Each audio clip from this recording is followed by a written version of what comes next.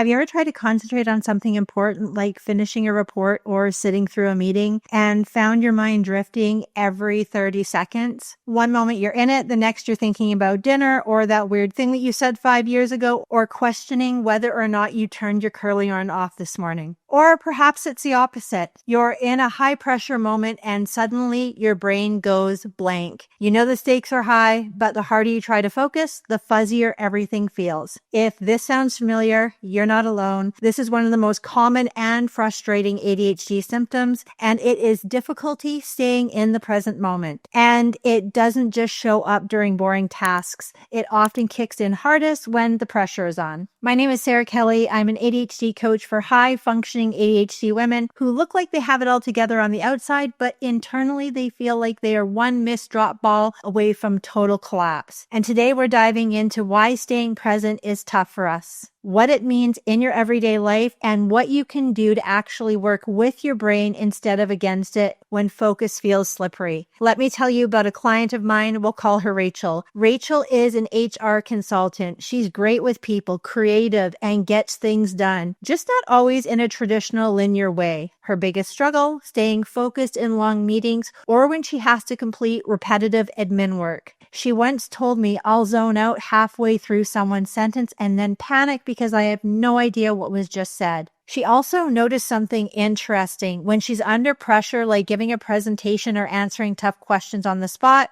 her brain sometimes just freezes. It's like my mind hits a wall, she said, and I'm left fumbling for words I knew just 5 minutes ago. Does this sound familiar? So let's break down why this happens. ADHD isn't a deficit of attention, it's a regulation issue. Your brain isn't incapable of focus. In fact, it can hyperfocus on something interesting for hours. The problem is regulating that attention. Getting it to show up when and where you need it. So here's what's going on. First, novelty and interest. ADHD brains crave stimulation. When a task is new, exciting, or engaging, dopamine gets released and you can focus in like a laser. But when it's repetitive, routine, or boring, your brain checks out. And it's not because you're lazy, but because it's literally not getting the go-go juice it needs to sustain attention. Second is working memory issues. Think of this as your brain's mental sticky note. If you're easily distracted, it's often because your working memory can't hold all of the information you're trying to juggle. You lose track of what you were doing, what someone just said, or what steps come next. Third is performance anxiety. High pressure situations activate the nervous system. For ADHDers, this often leads to what feels like a cognitive traffic jam. Instead of clarity, there's panic. The stakes feel high and suddenly your thoughts scatter or disappear completely. Fourth is internal distraction. These are your own thoughts, worries, reminders, random memories, can be as loud as anything happening around you.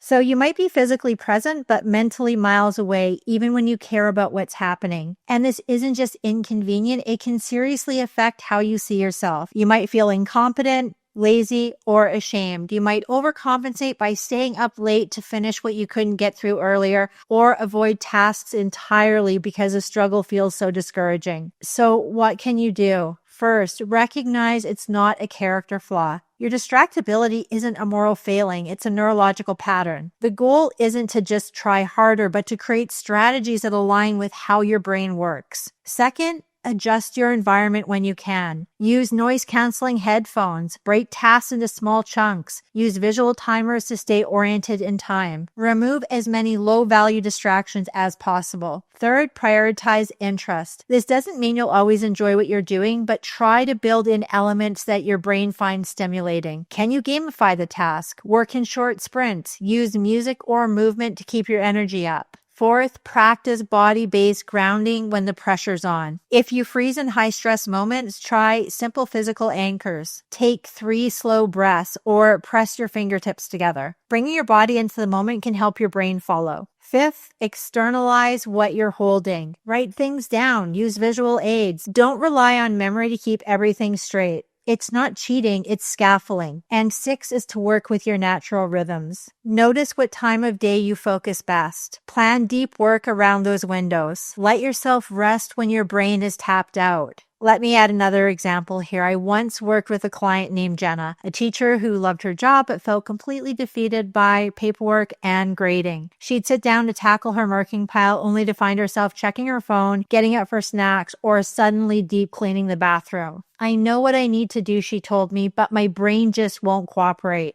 We worked on introducing time-limited work blocks with visual cues and movement breaks between sessions. So instead of trying to push through an hour of focus, she did 15-minute sprints with music she liked and a 5-minute stretch or snack in between. By working with her attention span instead of shaming it, things started to shift. If you've tried traditional focus strategies and they've failed, it's not because you're incapable. It's because those strategies weren't designed with your brain in mind. Neurotypical tools often rely on sustained willpower and consistency. Two things that are more variable in ADHD. Also start noticing the difference between distraction and redirection. Sometimes your brain bounces not because it's bored, but because something deeper is going on. Maybe there's emotional discomfort or unprocessed stress. Getting curious about the why can give you better data than just judging yourself.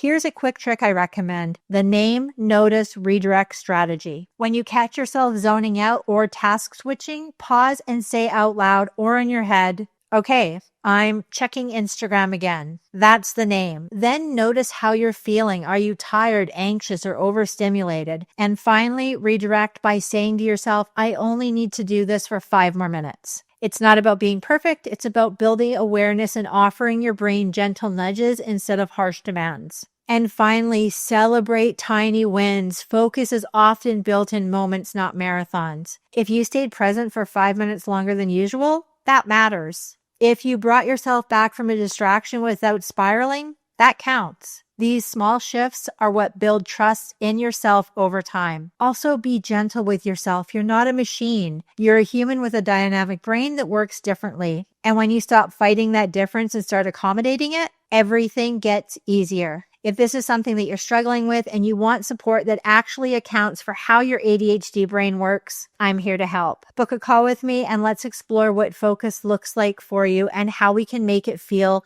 a little more possible. Because you're not broken, you just haven't been given the right tools. Thank you so much for watching. There's a link to book a call with me in the description of this video. Like, share, and subscribe to my channel, and I will see you in the next one.